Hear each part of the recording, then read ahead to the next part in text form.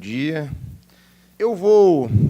Me permito aqui falar com vocês e trocar uma ideia e trazer algumas reflexões sobre o aspecto prático.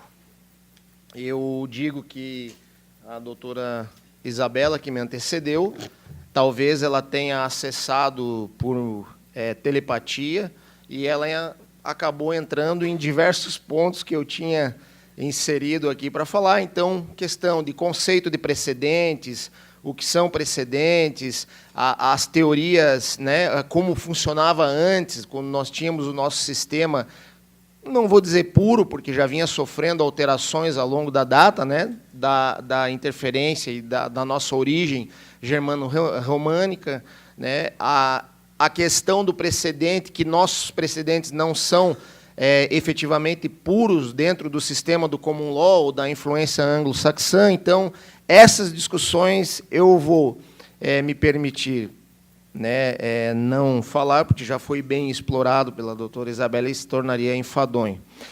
Também não vou fazer aqui, para não servir depois de exemplo nas palestras do professor Eduardo, porque ele não tem coração, de ficar aqui fazendo transparências de artigos do Código de Processo Civil e falando e o IRDR deverá ser julgado em 1 ano, porque ele vai citar o mesmo exemplo da moça de terno cinza, de paletó cinza, e vai dizer, o desembargador André proferiu uma palestra enfadonha, então eu vou para a questão prática.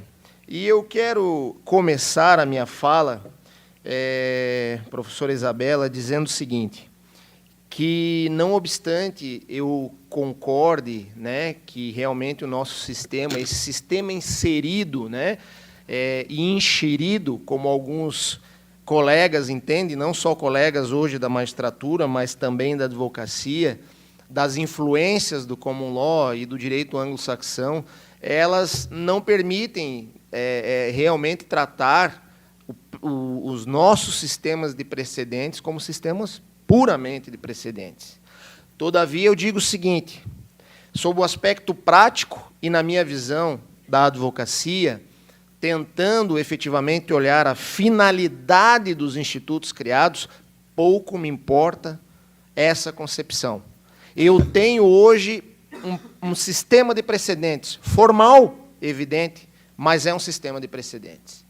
E é um sistema que veio para se tentar buscar soluções para aquilo que foi batido e rebatido em todas as palestras que me antecederam, o professor Marcato, professor Eduardo Lamy, professora Isabela, a crise do judiciário, a falta de celeridade, a falta de duração razoável do processo. Então, se é uma tentativa de remédio, a mim não cabe mais aqui filosofar em cima da norma, me cabe, então, buscar alternativas e insistir para que utilizemos esses precedentes para ver se, de alguma maneira, nós conseguimos extrair desses institutos, ainda que inseridos de uma maneira, né, não tão, digamos, academicamente corretas, a verdadeira finalidade.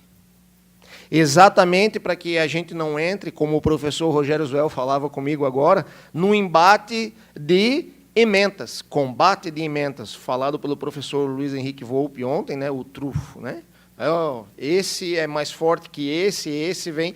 Então, o IRDR, que é o tema da minha palestra e da minha, na verdade, troca de informações com vocês, o IRDR no procedimento e processo no Tribunal de Justiça.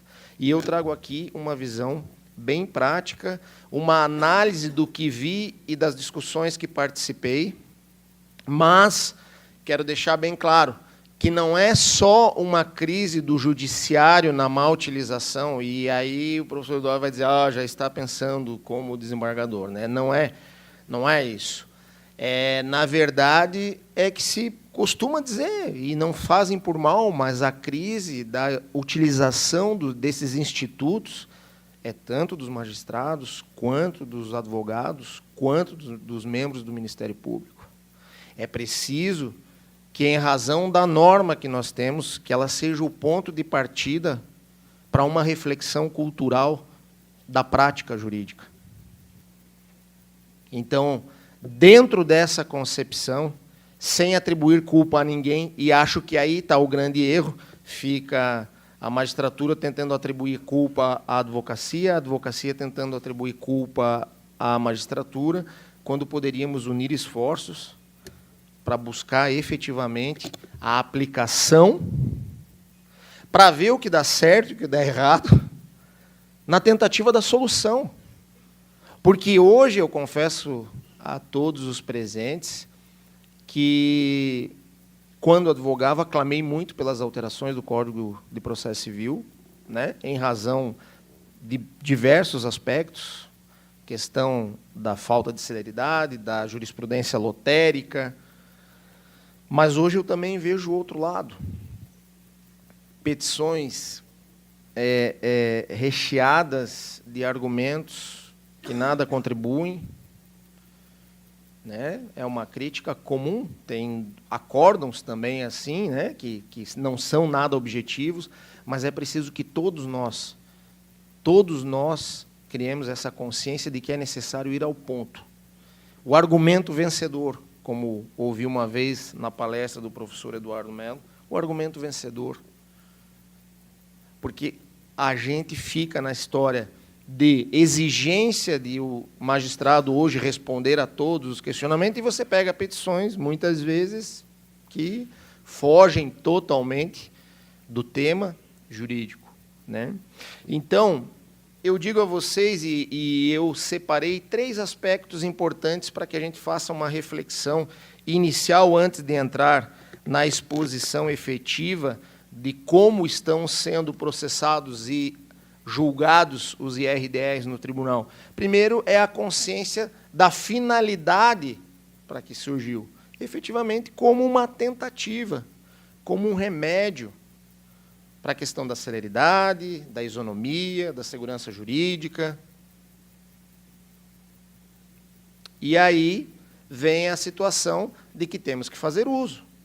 A minha pesquisa, que eu vou apresentar depois para vocês, e esse dado não está ali, mas pude constatar, e não está porque não constava nos relatórios da NUGEP, do nosso núcleo, né, de gerenciamento de precedentes, é que os IRDRs, na sua esmagadora maioria, os IRDRs que tem no tribunal hoje, foram suscitados por desembargadores e por juízes. Pouquíssimos por advogado. E tem um, até comentei que, né, efetivamente, ele é até engraçado,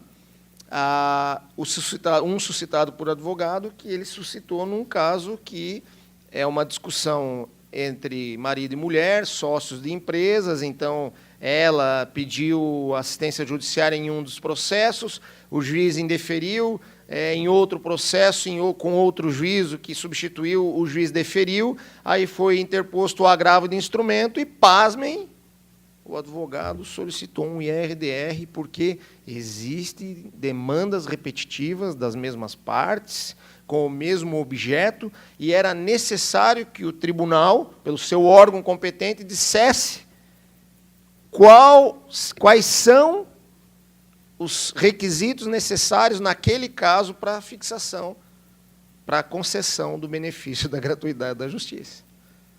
Então, isso é um mau uso do Instituto. Então, feitas essas considerações, eu volto a afirmar que eu tenho uma preocupação, e todas as minhas manifestações no grupo de câmaras de direito civil, do qual eu faço parte, são no sentido de que, e até falei para o professor Eduardo ontem, quando vinha para cá, que eu vou fazer, no primeiro IRDR que eu suscitar, o meu IRDR vai ter uma ementa. O IRDR pode ser salutar a prestação jurisdicional. Use sem moderação.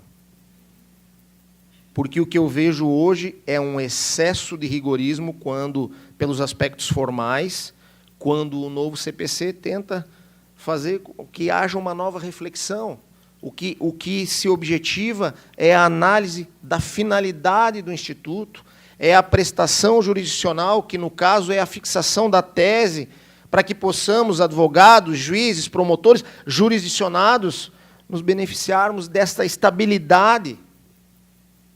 Então, e digo isso porque a maioria dos IRDRs em Santa Catarina, e fiz uma pesquisa, principalmente nos tribunais aqui do Sul, Paraná e Rio Grande do Sul, esbarra na admissibilidade. E depois vou mostrar para vocês que esbarra na admissibilidade por questões absolutamente desnecessárias.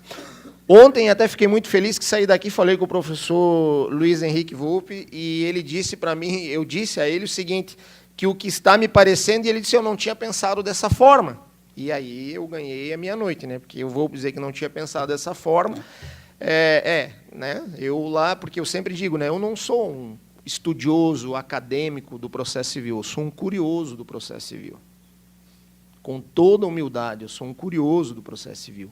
Mas eu disse a ele que o que me parece é que, fazendo uma comparação com os processos em primeiro grau, com a prestação jurisdicional, me parece que nós teríamos, nessa comparação, os juízes barrando todos os processos no CITES.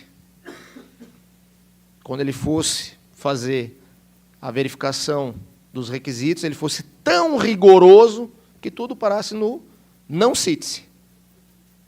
Né? E aí eu encerro a discussão. E é o que está acontecendo na maioria dos casos hoje, dentro do tribunal. Quando não há prejuízo nenhum quanto à admissibilidade, eu não entendo o porquê dessa retração da advocacia também e insistir em suscitar a IRDR. Não foi admitido uma vez, busca novamente, tem o dispositivo que diz que é possível tentar novamente.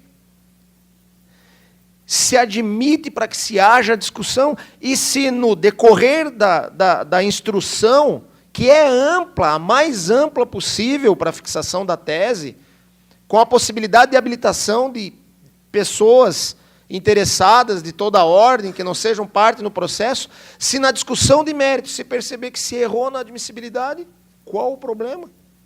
Não se fixa a tese, se diz que não era caso de IRDR. Mas evitamos, então, o trabalho da discussão, do debate, da troca de ideias.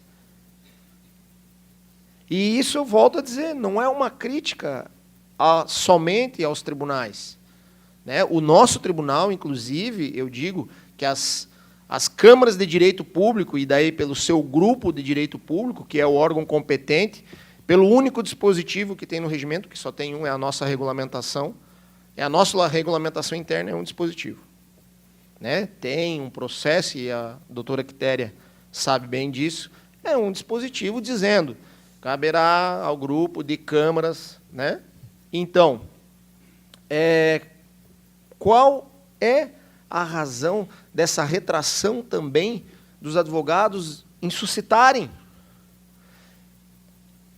Se essa minha fala, se eu pudesse eleger nessa minha fala algo para ficar na mente e nos corações de vocês, que seja essa concepção da tentativa de concretizar esses institutos, que, tecidas as críticas, não há problema, a crítica ela é sempre construtiva, que se tente concretizar, porque são institutos que foram estudados por pessoas com experiência no processo civil, para buscar a solução. Ou então, no mínimo, né, uma melhora na prestação jurisdicional. Então, vamos lá, suscitem, mas suscitem, como disse a professora Isabela, né, com coerência, com objetividade, com estudo, para que efetivamente possamos ver um judiciário diferente. Temos que contribuir. O advogado também é peça ativa nesse processo. Ativa nesse processo. Então, agora eu vou passar, porque também já recebi plaquinhas, e vou dizer que me surpreende, porque a gente acha que, quando ela está ali ouvindo é muito tempo, chega aqui não é tempo nenhum. Então, eu fiz pela minha inexperiência, num congresso dessa magnitude, eu fiz 1.234 aparências, e acho que não vai dar para, né, mostrar todas, mas eu vou pedir para que comece a rodar, e para que eu, em cada uma, eu possa pontuar para vocês o que eu vejo que está acontecendo e comentar até alguns casos práticos de discussão. Né? Pode. Bom, nós temos no Tribunal de Justiça de Santa Catarina, tivemos 38 incidentes até agora.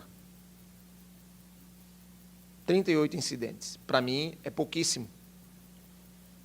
Instaurados, não, se fosse admitidos, nossa, eu estaria feliz. Instaurados 38. Volto a dizer, se não me falha a memória, 3 ou 4 por provocação de advogado.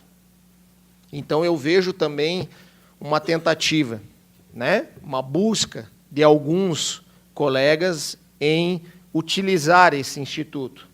14 incidentes admitidos. Todos no grupo de câmaras de direito público. Lógico, né? Tem aí a questão de que no direito público as matérias, as discussões unicamente de direito, elas são muito mais evidentes, né?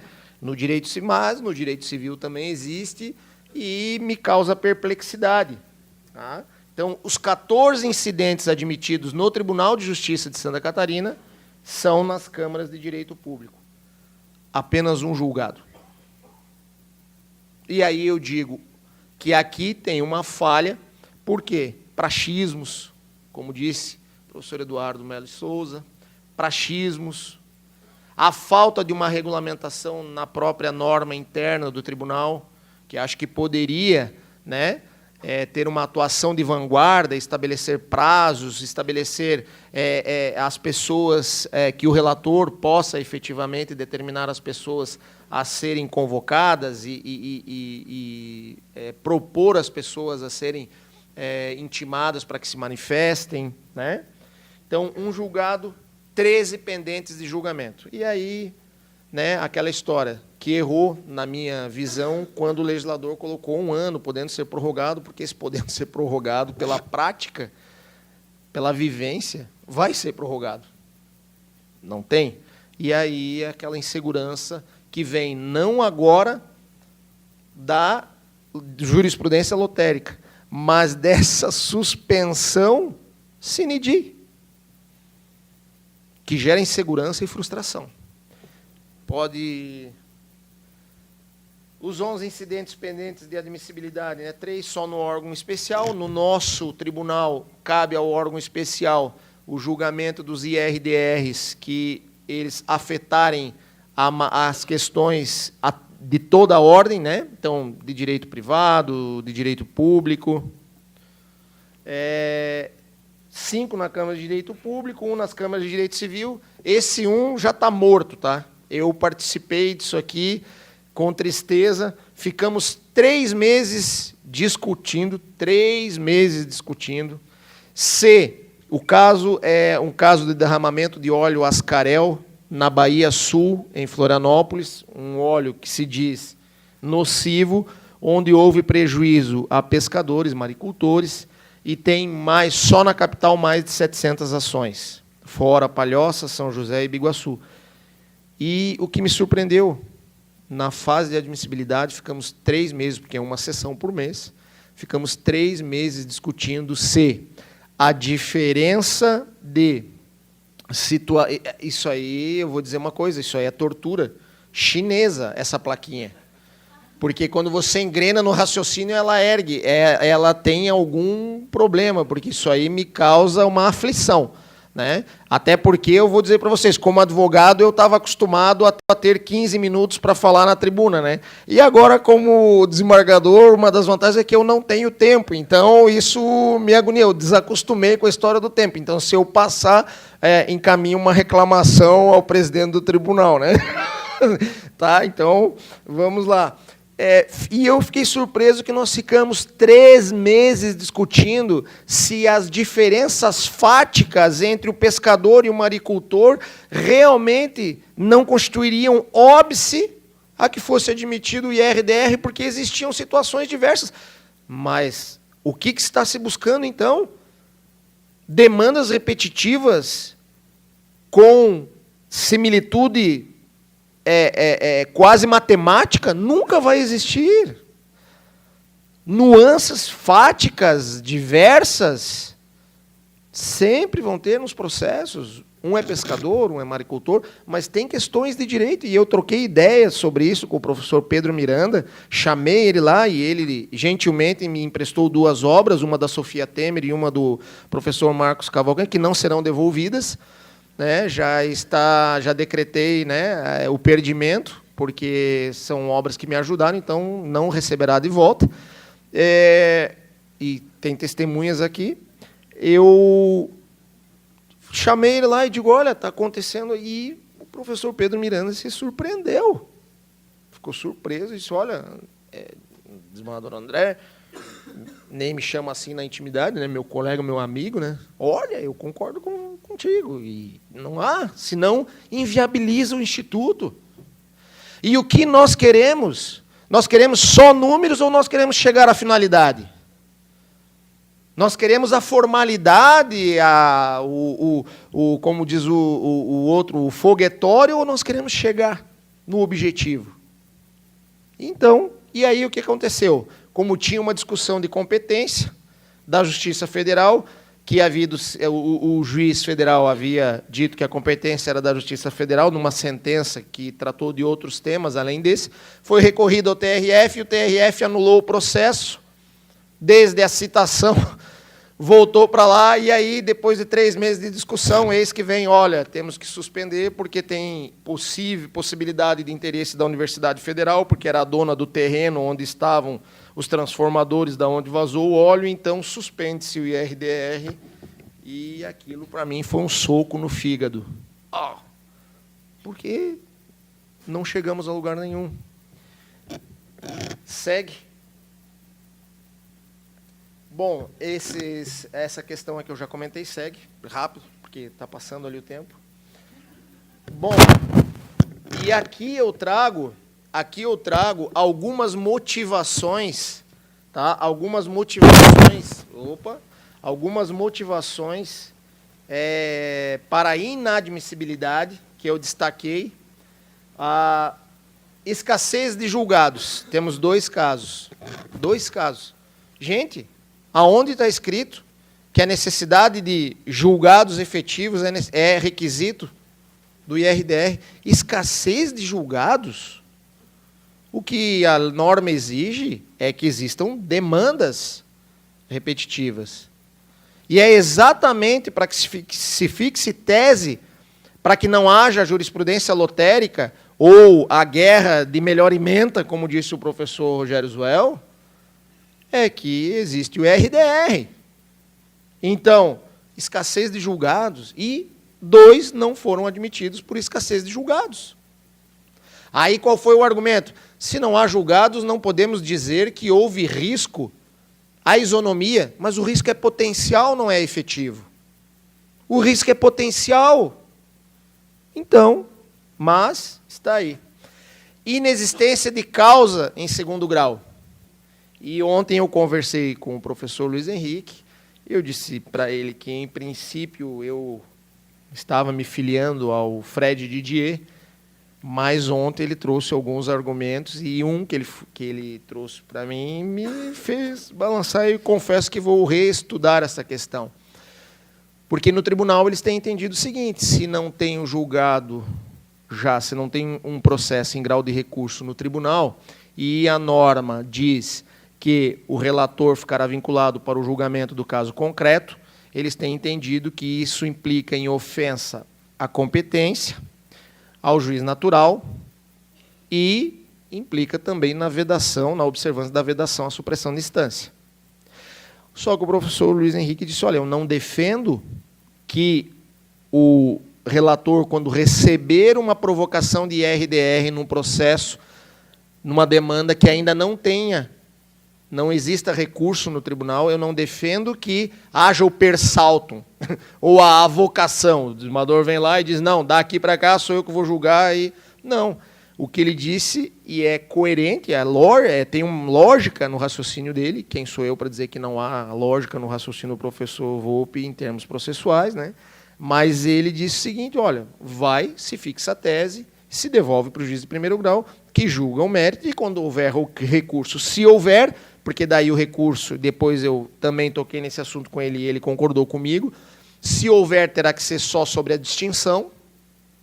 A professora Isabela falou aqui, e eu digo, professora Isabela, poderá haver recurso? Poderá. Só que aí está mais um efeito benéfico para mim, em termos de celeridade, de estabilidade, de coerência, né, pela observância do 926 e também do 927, é que o recurso de decisão baseada em tese fixada por IRDR terá que ser com base na distinção.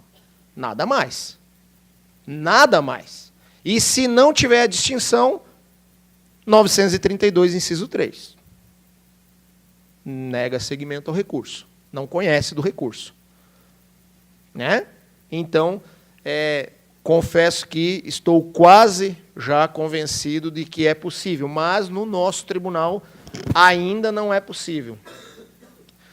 Pedido formulado em aí contra a medida liminar, e aí eu concordo que eu concordo em razão da precariedade da liminar. Né? Pretender a fixação de IRDR sobre liminar é algo que demanda uma reflexão muito mais profunda. Né? Vincular juiz a respeito de liminar por fixação de tese é algo um pouco... existe o IRDR.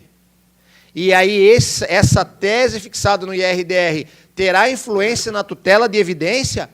Aí sim. Né? A liminar sem a necessidade do risco. Aí, falada ontem pelo professor Lamy, concordo.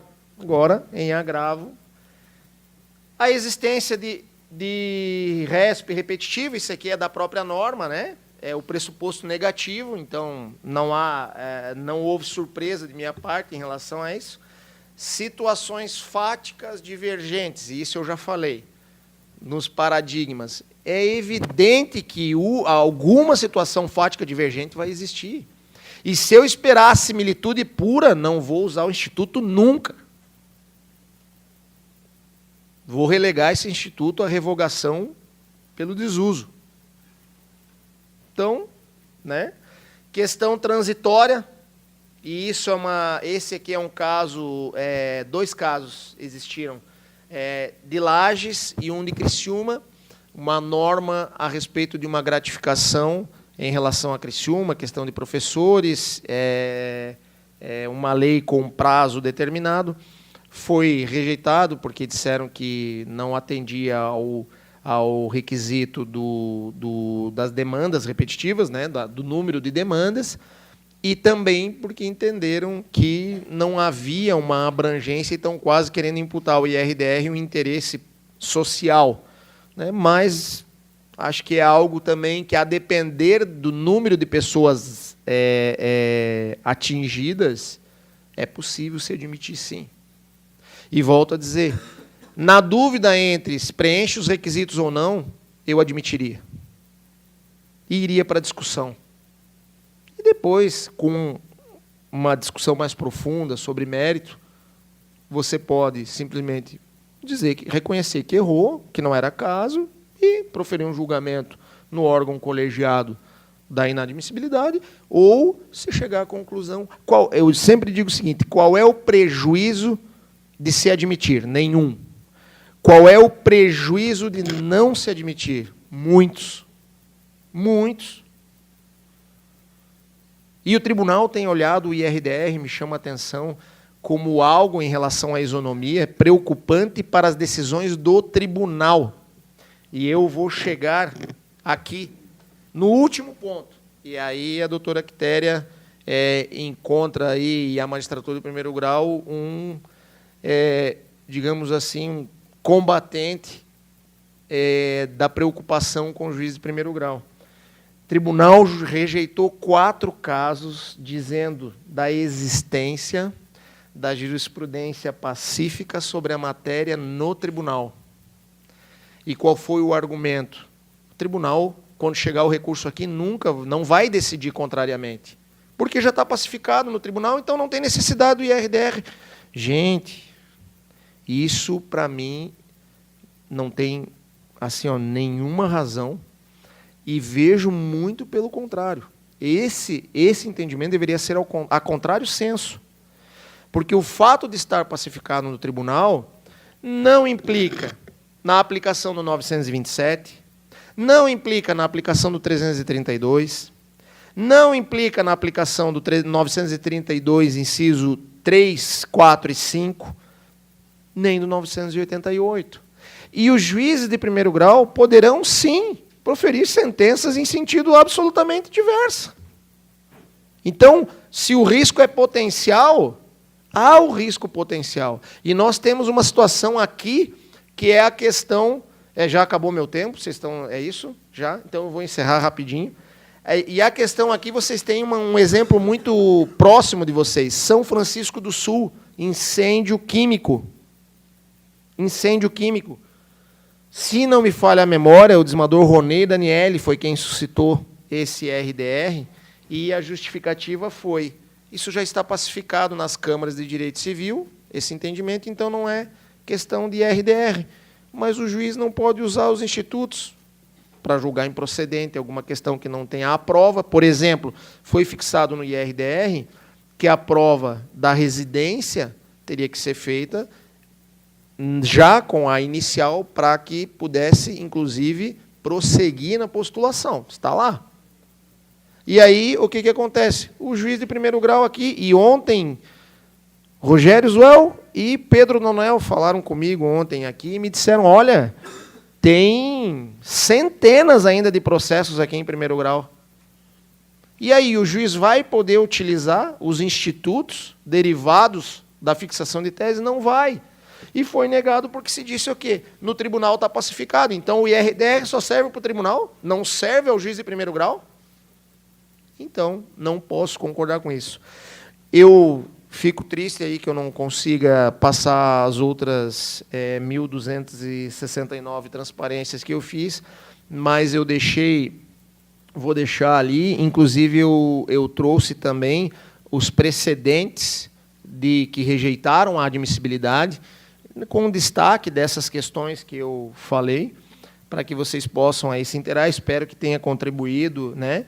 E espero que, quando vocês forem para casa, vocês lembrem da frase que eu usei quando eu comecei. IRDR pode ser salutar a prestação da jurisdição.